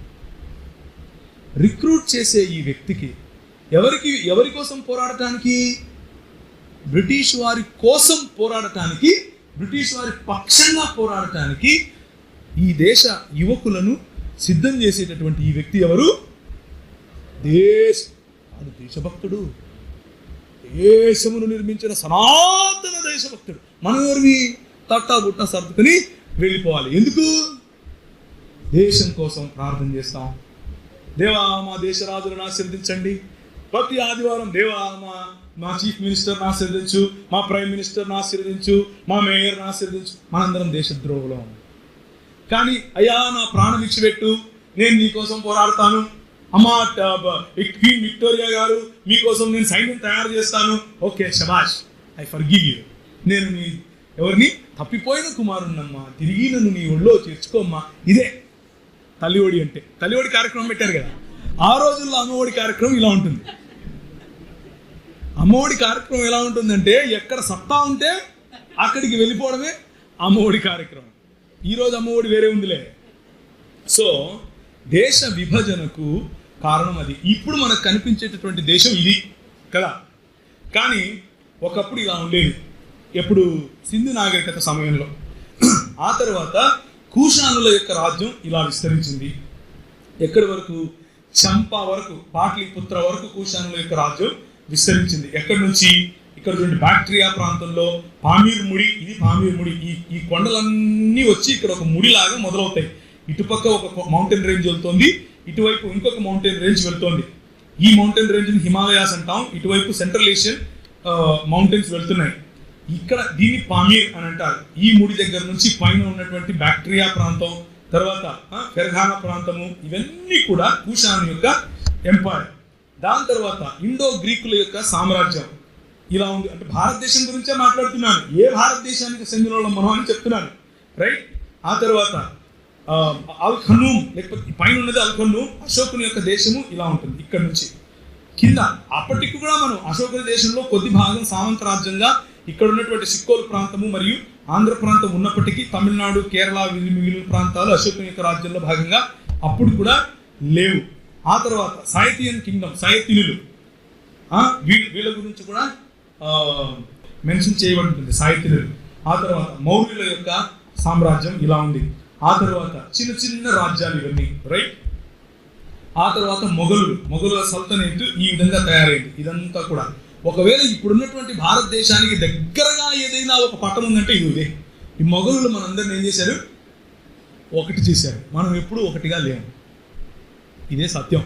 మీరు విన్నా, నమ్మినా, నమ్మకపోయినా రేపు మన వాళ్ళందరూ భారతదేశంలో ఒక భారతమాత ఇలా నిలబడుకుని ఉంటుంది. ఈ పక్క అంతా భగవా జెండాలే ఉంటాయి. అదంతా కూడా సుత్తి, ఒట్టి మాటలు. మనం ఏనాడు కూడా ఒక దేశంగా లేము. మనం విభజింపబడినటువంటి రాజ్యాలుగా ఉండడానికి కారణం ఏంటి అని అంటే, నువ్వు మ్లేచ్చుడివి, నువ్వు దాసుడివి, నువ్వు దస్యుడివి, నువ్వు నాగుడివి అని చెప్పి మనల్ని విభజించారు. ముఖ్యంగా విద్యాసాత్వర పర్వతాలకు క్రిందున్న వారిని ద్రవిడులని పిలిచారు, నాగులని పిలిచారు, దాసులు దస్యులను పిలిచారు. మీ ముక్కులు లా ఉంటాయి, మీ మూతులు లా ఉంటాయి కాబట్టి మీరు కోతులు, మీ పనులు ఎక్కువగా ఉంటాయి, రింగులంటికలు నల్లగా ఉంటారు, మీరు బాకినూరులు వేసుకుని కాబట్టి మీరు రాక్షసులు. ఇది మనకు పెట్టిన పేరు. మనం ఎట్లా ఒకటవుతాం? కాదు. అయినా కానీ మనం ఒకటి ఎలా అయ్యాం అంటే, ఇదిగో బయట నుంచి వచ్చిన వాళ్ళే మనల్ని ఒకటి చేశారు. ఇదే సత్యం. ఇది నమ్మినా నమ్మకపోయినా ఇదే సత్యం. విభజించి పాలించడం భారతదేశమే ప్రపంచానికి ఒక గిఫ్ట్, దీపావళి గిఫ్ట్గా ఇచ్చింది. ఇప్పుడు దీపావళి రా, ధన్తేరస్ జరిగింది నిన్న, కొని మరి ఇచ్చారు. యాక్చువల్గా బ్రిటిష్ వాడు కూడా ఇక్కడికి రానంత వరకు విభజించి పాలించడం వాడు తెలియదు. ఇక్కడికి వచ్చినా ఇది భలే ఉంది, ఇది భలే ఉంది, ఎంత విభజిస్తే అంత ఈజీ అని అనుకున్నాడు, విభజించాడు. అది ఈ దేశంలో జరిగినటువంటి మారణ హోమం వెనుక ఉన్న అసలైన కథ. పోనీ క్రైస్తవులు ఏమైనా విభజించారా? క్రైస్తవులు ఏమైనా విభజించి పాలించారా? మనం చూసాం. ఇంతవరకు ప్రాణభిక్ష పెట్టారు, ప్రాణభిక్ష పెట్టమని అడిగారు. అక్కడికి వెళ్ళి దాన్ని ఏమంటారు, అమ్మఒడి కార్యక్రమంలో భాగస్థులయ్యారు. ఆమె బ్రిటిష్ రాణి కింద తిరిగి పనిచేశారు, బ్రిటిష్ రాణి కోసం పనిచేశారు. పోనీ మనం ఏం చేశాం? 1805లో ఉన్న భాషలన్నిటినీ సమీకరించి మనం కొత్త భాషలు మొదలుపెట్టాం. 1805లో బ్రౌన్ నిఘంటువు, కడప జిల్లా కలెక్టర్గా ఉన్నటువంటి సిపి బ్రౌన్ గారు, ఆ తర్వాత గుజ్జర్లమూడి కృష్ణమాచారి చేసినటువంటి రీసెర్చ్ ప్రకారంగా తెలుగు క్రైస్తవులు పాడిన సంగతి 1606లో రాబర్ట్ నోబులి అనే తెలుగు మిషనరీ తమిళ భాషలో జ్ఞాన సంక్షేపం, 1747లో షుల్జీ గారు తెలుగు తమిళ భాషలో చేసిన సేవ, 100కి పైగా భాషల్లో నిఘంటువులు మనం రాశాం, 100కు పైగా భాషల్లో వేరు దాన్ని ఏమంటారు, వాటికి లిపిని మనం ఇచ్చాం. 1657 భాషలుంటే 230 లిపిలు ఉన్న భాషలుంటే అన్ని భాషల్లోనూ అన్ని లిపుల్లోనూ ఈరోజు బైబిల్ చేతికి ఇవ్వడం కోసం ఒకే ఒక్క మిషన్. ఏంటా మిషన్? దేవుని స్వరూపంలో నువ్వు ఉన్నావు, దేవుని రాజ్యంలో నువ్వు ఉండాలి, దేవుని బిడ్డగాను ఉండాలి అన్న ఒకే ఒక్క సంకల్పం, మనల్ని ఈ పుస్తకాన్ని ప్రజల చెంతకు చేర్చాలి అన్న ఒకే ఒక్క సంకల్పం కారణంగా ప్రింటింగ్ ప్రెస్ తీసుకొచ్చాం, ట్రాక్స్ వేసాం, గద్య భాగాలు రాశాం, న్యూస్ పేపర్లు నడిపాం. ఈ దేశములో సాహిత్యానికి క్రైస్తవ సంఘం చేసినటువంటి సేవ తప్ప మిగిలిన వాళ్ళు చేసిందే లేదు. సామాన్యుడికి అర్థమయ్యేది. వీళ్ళు వాళ్ళకు మాత్రమే అర్థమయ్యే భాషలో రాసుకున్నారు, నేను కాదనట్లేదు. వాళ్ళకు మాత్రమే అర్థమయ్యే భాషలో రాసుకున్నారు, అందులో ఇబ్బంది లేదు, వాళ్ళు రాసుకున్నారు. కానీ ఇంక్లూసివిటీ, అందరినీ కట్టాలి, అందరికీ భాష అందుబాటులో ఉండాలి. మీరేమన్నారు? తెలుగు భాష అరే మ్లేచ్ఛ భాష, దాన్ని అసలు మాట్లాడకూడదు అన్నారు. మేమేం చేశాం?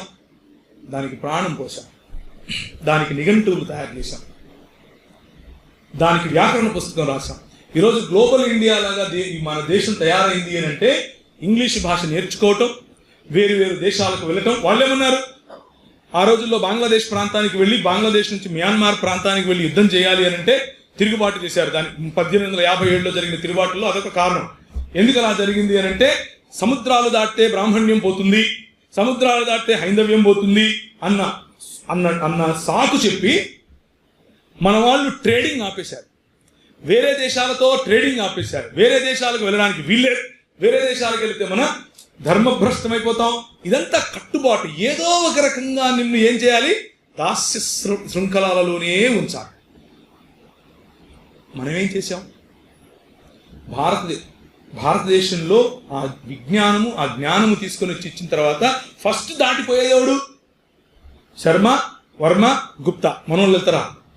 ఎక్కడికి వెళ్తారు? ఇక్కడే ఉంటారు మనోళ్ళు. శర్మ, వర్మ, గుప్తా మాత్రం అమెరికాలో పోతే ఎక్కడికి పోయినా వీళ్ళు ఉంటారు. లండన్లో ఎక్కడికి పోయినా వీళ్ళే ఉంటారు. శర్మాజీ, గుప్తాజీ, వర్మాజీ. మిగిలిన మాత్రం వెయిట్ చేస్తూ ఉంటారు. రైట్? సో ఎక్కడ చూసినా కానీ ఇప్పుడు ఇంకొక విషయం చూడండి.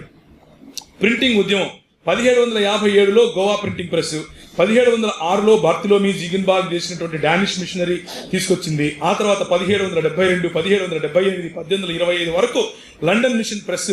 ఇలా చెప్పుకుంటూ పోతే ఈ దేశంలోకి మీడియా తీసుకొచ్చిందే మనం. అంతకు ముందు వరకు మీడియా కాదు కదా, మీడియాలో ఎమ్ము కూడా ఈ దేశంలో లేదు. మరి ఏం చేద్దాం? విద్య గురించి ఆల్రెడీ మాట్లాడారు, కరెక్ట్? రైట్? కానీ మనకు ముందు నడిచినటువంటి క్రైస్తవ సమాజం ఏం చేసింది? జాన్ విల్సన్ గారు 1857లో బొంబాయి యూనివర్సిటీ పెడితే, జాన్ మిల్లర్ మెడ్రాస్ యూనివర్సిటీ 1857 పెడితే, కలకత్తా యూనివర్సిటీ 1857, కేరీ మార్ష్మన్ మరియు విలియం వార్డ్ వీళ్ళు ఏం చేశారు? సిరంపూర్ ట్రయో 1810లోనే స్టార్ట్ చేశారు. ఇప్పుడున్న యూనివర్సిటీలకు బీజం వేసిందే క్రైస్తవ సమాజం. అసలు యూనివర్సిటీ అంటే ఇలా ఉండాలి అని చెప్పింది మనం. ఈ యూనివర్సిటీలో ఇలాంటి సబ్జెక్ట్స్ ఉండాలి అని నిర్ణయించింది మనం. కానీ లాస్ట్లో అంతా అయిపోయిన తర్వాత మన భారతీయులకు తెలిసింది ఏంటంటే, మీరంతా కష్టపడి ఈ ఫోన్ తయారు చేశారు, దానిపైన ఏం వేస్తాడు? మేడ్ ఇన్ ఇండియా అని వేస్తాడు. అదే జరిగింది ఇప్పుడు కూడా. కష్టపడి ఈ దేశాన్ని నిర్మించింది మనం. నిర్మించిన వాడు ఏమైపోయాడు? మీరు పాశ్చాత్య దేశాలకు అమ్ముడుపోయారా బాబు, ఇక్కడి నుంచి తట్టా బుట్టా సర్దుకొని వెళ్ళిపోండి అని చెప్తూ ఉంటే మనం ఏం చేస్తున్నాం? కూర్చొని లేదండి మేము దేశం కోసం చాలా చేశామండి అని చెప్పుకునే డిఫెన్స్లో పడిపోయేంత దౌర్భాగ్యపు పరిస్థితిలోనికి మన సమాజం దిగజారింది. దానికి కారణం ఏంటి అని అంటే, కేవలము మతము అనే ప్రాతిపదికన ఉంటూ సమాజము అనేటటువంటి విస్తృతమైన భావజాలాన్ని మర్చిపోవటం కారణంగా అలా జరిగింది. ఆంధ్ర జోగిని అబాలిష్మెంట్ 1988, ఇంగ్లీష్ ఎడ్యుకేషన్ 1835, ఆస్తి హక్కు శూద్రులకు 1795, equal justice to all 1773, abolishing killing of children 1833, right to education 1913, slavery abolishment act 1913, 1819 no need to sleep with Brahmins for 2 nights. దీన్ని ఒక చట్టంగా చేశారు మన క్రైస్తవ పెద్దలు. 1830 human sacrifice abolishment, 1833 non discrimination act, 1835 right to sit, శూద్రులకు కూర్చునే హక్కు. అప్పుడు కూర్చునే హక్కు కూడా మనకు లేదు.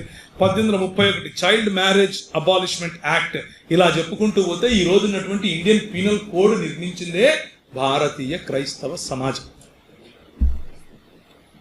ఇదంతా నేను ఏదో కావాలని మీకు చెప్పడం కోసం చెప్పడం లేదు. ఇదంతా కూడా చక్కగా డాక్యుమెంటెడ్ ప్రూఫ్.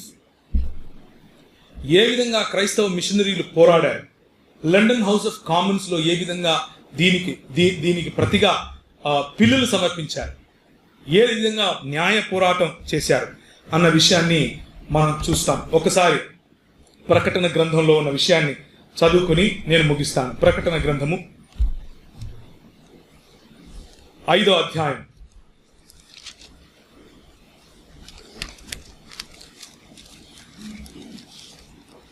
సమయము అయిపోయింది కనుక నేను ముగిస్తాను.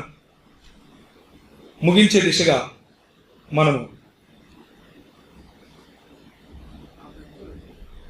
చదవండి. ఆ పెద్దలు నీవు ఆ గ్రంథము తీసుకుని దాని ముద్రలు పెట్టుటకు యోగ్యుడవు, నీవు వధింపబడిన వాడవై నీ రక్తమిచ్చి ప్రతి వంశంలోను ఆయా భాషను మాట్లాడేవారిలోను ప్రతి జనములోను చదవండి. ప్రతి జనములోను దేవుని కొరకు మనుషులను కొని మా దేవునికి వారిని ఒక రాజ్యముగాను యాజకులను గాను చేసి. చాలండి. ప్రతి భాష ఉండాలి, భాషల కోసం పనిచేశాం. ప్రతి జాతి వారు ఉండాలి, ప్రతి జాతిలోనూ సువార్త తీసుకుని వెళ్ళాం. దేవుని కొరకు రాజ్యంగా కట్టబడాలి. యూదుడని తేడా లేదు, అన్యుడని తేడా లేదు, స్త్రీ అని తేడా లేదు, పురుషుడని తేడా లేదు, భారతీయుడని తేడా లేదు, ఐగుప్తీయుడని తేడా లేదు. ప్రతి ఒక్కరము యేసు క్రీస్తు యొక్క రాజ్యములో మనం కట్టబడతాం. దానికి పునాదులు ఏంటి? న్యాయమును జరిగించుట, కనికరమును ప్రేమించుట, దేవుని చేతి క్రింద దీన మనసు కలిగి జీవించుట. అవి ఎలా వస్తాయి? నీతిని జరిగించడం ద్వారా వస్తుంది, శాంతిని అనుసరించడం ద్వారా వస్తుంది, పరిశుద్ధాత్మని ఎక్కలి పరిశుద్ధాత్మ యందలి ఆనందము ద్వారా వస్తుంది. Simple concept. అందరము ఒకటిగా. రంగు తేడా లేదు, రూపు తేడా లేదు, భాష తేడా లేదు, ప్రాంతం తేడా లేదు, వివక్ష తేడా లేదు, కులం తేడా లేదు, మతం తేడా లేదు. ఏ ప్రాతిపదిక కూడా లేకుండా కేవలము మనిషి అన్న ఒకే ఒక్క ప్రాతిపదిక, కేవలము దేవుని స్వరూపంలో ఉన్నాడు అన్న ఒకే ఒక్క ప్రాతిపదిక కారణంగా మనందరినీ మన ప్రభువు కొన్నాడు, మనందరినీ ఒక రాజ్యంగా చేశాడు.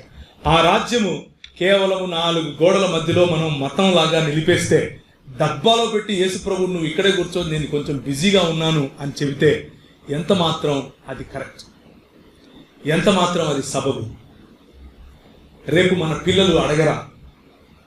రేపు రాబోయే ప్రజలు మనల్ని ప్రశ్నించరా?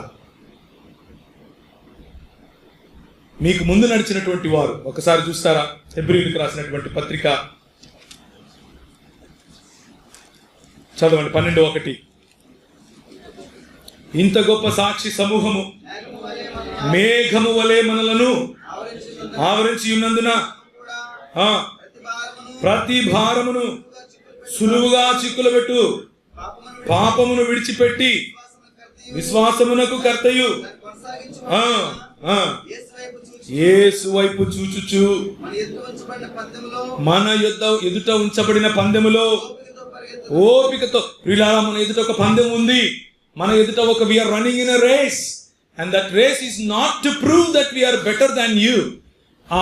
ఆ పందెము మేము మీకంటే గొప్పవాళ్ళం అని చెప్పుకోవటం కోసం కాదు. ఆ పందెము దేనికి పరిగెడుతున్నాము అని అంటే, మన పిల్లలకు ఒక భావి భారతాన్ని ఇచ్చే పందెంలో మనం ఉన్నాం. మన పిల్లలకు దేవుని రాజ్యాన్ని బహుకరించే పందెములో మనం ఉన్నాం. మన పిల్లలు ఈ లోకపు రాజ్యాలలో కొట్టుకొని పోకుండా మన సంఘమును దేవుని రాజ్యముగా గుర్తు చేయటానికి మన ముందు నడిచినటువంటి విశ్వాస వీరులను జ్ఞాపకం చేసుకుంటున్నాం. యేసుక్రీస్తు యొక్క ఆయన ఇచ్చేటటువంటి తీర్పును జ్ఞాపకం చేసుకుంటున్నాం. ఆయన రాబోతున్నాడు, ఆయన రాజ్యమును ఆయన స్థాపించబోతున్నాడు. ఆయన రాజ్యము రాబోతోంది, వచ్చేసింది, రాబోతోంది. అప్పుడెప్పుడో వచ్చేసింది, ఇప్పుడు వస్తూ ఉంది, రాబోతుంది. రక్షణ ఏ విధంగా అయితే మనకు వచ్చేసింది, వస్తూ ఉంది, రాబోతుందో అదే సెన్స్ లో ఆయన రాజ్యం కూడా ఆయన ప్రకటించినట్లుగా మీ మధ్యలో ఉంది అని అన్నాడు, వస్తూ ఉంది అని అంటున్నాడు. నేను వస్తాను, నా రాజ్యమును స్థాపిస్తాను అని అంటున్నాడు. మన ప్రార్థన కూడా అదే, నీ రాజ్యము వచ్చునుగాక, నీ రాజ్యము వచ్చునుగాక. ఆయన రాజ్యములో వివక్ష ఉండదు, ఆయన రాజ్యంలో వ్యత్యాసం ఉండదు, ఆయన రాజ్యంలో తారతమ్యాలు, వ్యత్యాసాలు, వివక్షలు, నువ్వు చిన్న నేను పెద్ద అన్న డిఫరెన్సెస్ ఉండకుండా మనము మన మన మన శరీరములను సజీవ యాగముగా సమర్పించబద్ధులమై ఉన్నాం. కానీ ఈరోజు గనక దాన్ని మనం మర్చిపోతే రేపు మన పిల్లలు మనల్ని ప్రశ్నిస్తారు. మన దేశంలో మన పిల్లలు మనల్ని ప్రశ్నిస్తారు. మనకు ఎదుటిగా ఉన్న బాధ్యతను మనం చూద్దాం. మన చర్చెస్లో ఉన్నటువంటి బడ్జెట్లో ఒక చిన్న బడ్జెట్, తక్కువ శాతమైనా సరే బడ్జెట్, ఒక కలెక్టర్ను తయారు చేసుకోవటం కోసం పెట్టుకోలేమా? కలెక్టర్కు మిషనరీకి సంబంధం ఏంది అని అంటారా? సిపి బ్రౌన్ ఒక మిషనరీ, కలెక్టర్ కాదా? మనకున్నటువంటి బడ్జెట్లో తక్కువ బడ్జెట్ అయినా సరే ఒక నాణ్యత కలిగినటువంటి MITలో చదవగలిగినటువంటి ఒక ఇంజనీర్ను తయారు చేయలేమా? ఇంజనీర్కు దేవుని రాజ్యానికి సంబంధం ఏంటి అని అంటారా? ఈరోజు సస్యశ్యామలమైనటువంటి తూర్పు మరియు పశ్చిమ గోదావరి జిల్లాలు ఒక్క సర్ ఆర్థర్ కాటన్ ద్వారా కాలేదా? విజన్, దర్శనం, దేవుని రాజ్యం అన్న దర్శనం. నా డినామినేషన్ బాగుపడాలి అనే దర్శనం గురించి నేను మాట్లాడట్లేదు. దేవుని రాజ్యం, ప్రజలు, దేవుని ప్రజలు. సంఘం మర్చిపోయింది క్లబ్ను, సంఘం మర్చిపోయింది కాటన్ని, లోకం మర్చిపోలేదు. నీరాజనాలు పడుతున్నారు. దానికి కారణం మన పనిలో, తన చేతి పని యందు నిపుణత గలవాడిని చూచితివా, వాడు అల్పుల ఎదుట కాదు రాజుల ఎదుట నిలబడతాడు. దేవునికి స్తోత్రం. This is our call, my brothers, my sisters. ప్రతి రంగంలో ఒక డాక్టర్ ఐడా స్కడ్డర్ గారిని గుర్తు చేసుకోలేమా? యానీ కూగ్లర్ గారిని గుర్తు చేసుకోలేమా?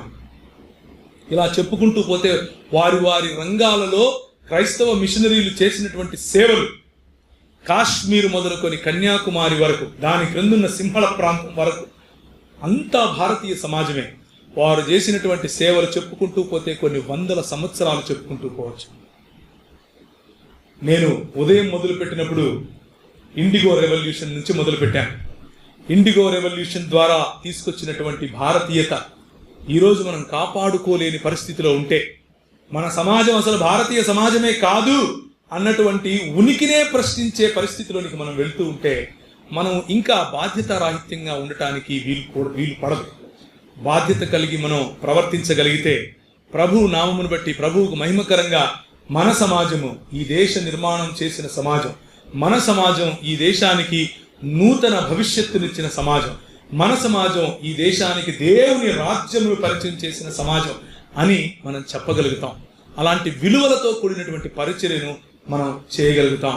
అంతేగాని డాష్ల యొక్క టెంపుళ్లలో చిరకాలము నేను బ్రతుకుతాను అన్నటువంటి దరిద్రపు ఆలోచనల నుంచి బయటకు వస్తాం.